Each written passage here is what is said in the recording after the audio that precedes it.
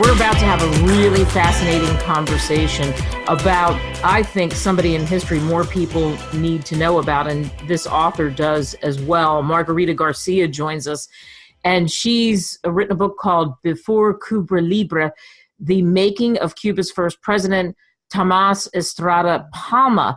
And after I had a preliminary conversation with Margarita, and after that, I was so excited that I looked up so much about Tomás and, of course, got her book as well. And you'll want to do the same after we have this conversation. So, Margarita, thank you so much for joining us on the show. Well, thank you for asking me. So something really interesting prompted you to write the book. And here it was, a drive in New Jersey. You're in the New Jersey, New York area, and something happened that brought up the first president of Cuba's name. Tell the listeners about that. Well, my husband and I, we were having a leisurely drive in wine country, New York, which is very near New Jersey. And coming back, rather than taking the expressway, we took a local street, and passing through a side, there was a sign next to the road that made us brave, because it said that in this town, which it was called Central Valley, the first president of Cuba, Tomás Estrada Palma, had a school and directed the efforts for the liberation of Cuba. So we say, although we have to stop here, because indeed I remember in the back of my mind that Tomás Estrada Palma, which every Cuban knows, it was the first president, but he had a school in upstate New York. I thought it was upstate. Turns out it's just right here, in an hour from New York City. So that's how I got into it. And a road sign that says that he had his school.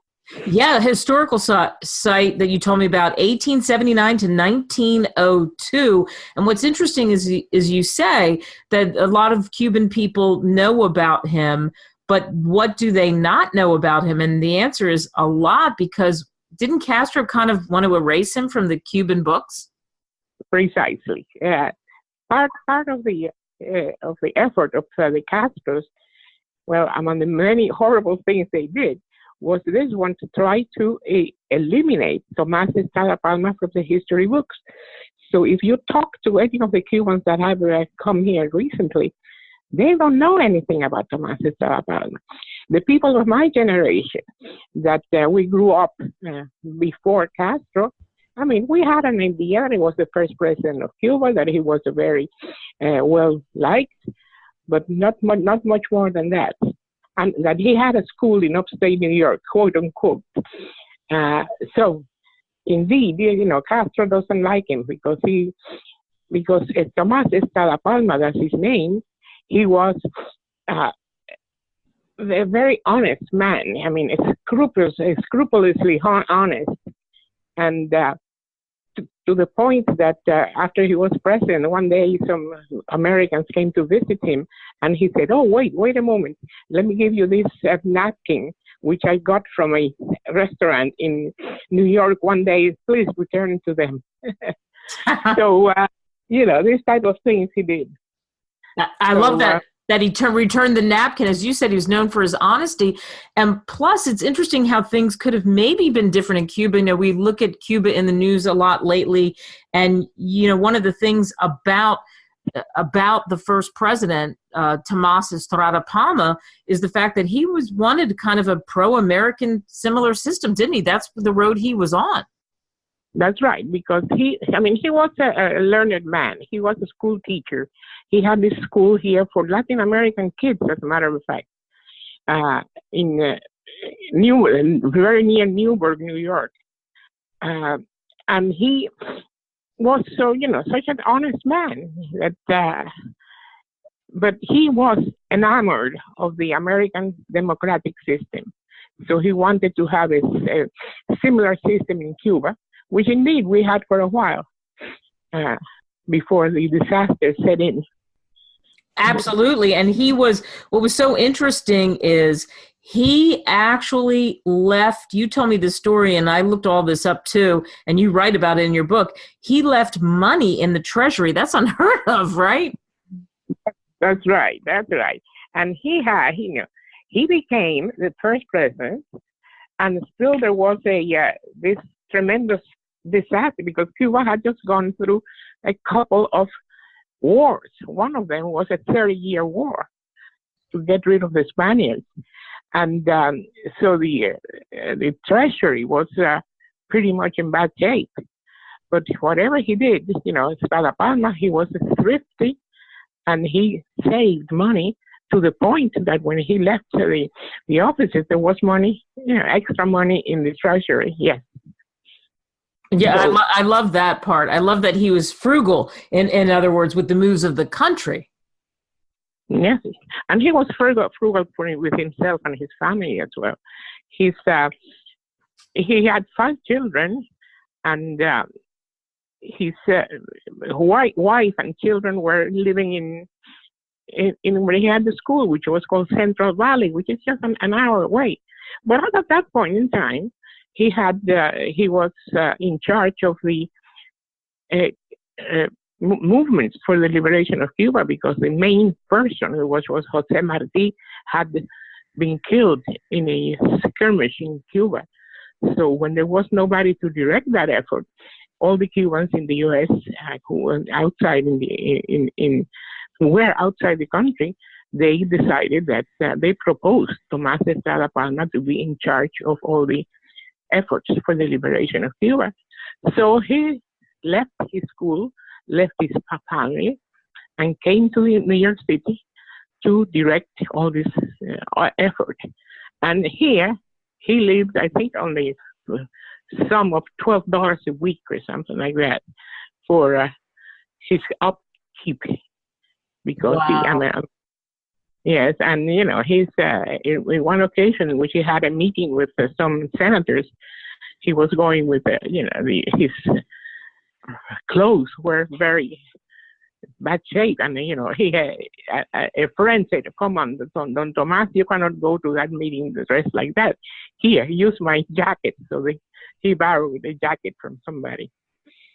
So frugality to the Very frugal. I love that. And we're speaking with the author, Margarita Garcia. The book is called Before Cuba Libre, The Making of Cuba's First President, Tomás Estrada Palma. You can pick it up on Amazon. And you've had people tell you that, really this biography reads like a novel. And that's what people are saying, which is great because it's a story. What do you hope people take away that are listening from reading your book? I hope they, first of all, to reinstate the figure of Tomás Estrada Palma to its proper place in the history of Cuba, because he was not only the first president, he was before the liberation, when there was just a government in trouble.